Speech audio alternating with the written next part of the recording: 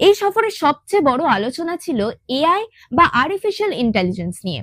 ভারত ও France সিদ্ধান্ত নিয়েছে AI টেকনোলজিকে responsibly develop করার জন্য একসাথে কাজ করবে। বিশেষ করে এডুকেশন, হেলথ কেয়ার এবং সাইবার সিকিউরিটিতে এআই ব্যবহার বাড়ানোর পরিকল্পনা হয়েছে। ক্লিন এনার্জি ক্ষেত্রেও এই দুই দেশ নতুন পার্টনারশিপের কথা বলেছে। সোলার এনার্জি, গ্রিন হাইড্রোজেন এবং ক্লাইমেট চেঞ্জ মোকাবিলার যৌথ প্রজেক্ট বাড়ানোর পরিকল্পনা হয়েছে, কারণ ভবিষ্যতে দূষণ কমিয়ে সাস্টেইনেবল ডেভেলপমেন্ট খুব গুরুত্বপূর্ণ হয়ে উঠছে। ডিফেন্স প্রোডাকশন নিয়ে আরেকটি বড় আলোচনা হয়েছে।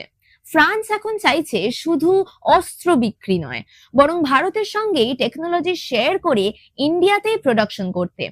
এতে মেক ইন ইন্ডিয়া আরো শক্তিশালী হবে এবং ভারতের ডিফেন্স সেক্টরে নতুন চাকরির সুযোগও বাড়তে পারে। আর স্টুডেন্ট এক্সচেঞ্জ নিয়ে বড় আপডেট হলো, ফ্রান্স 2030 সালের মধ্যে হাজার হাজার ভারতীয় ছাত্রছাত্রীকে ফ্রান্সে পড়াশোনার সুযোগ দিতে চাইছে। বিশেষ করে সায়েন্স, টেকনোলজি, বিজনেস এবং ডিজাইন এডুকেশনে বেশি সহযোগিতা বাড়ানো হচ্ছে।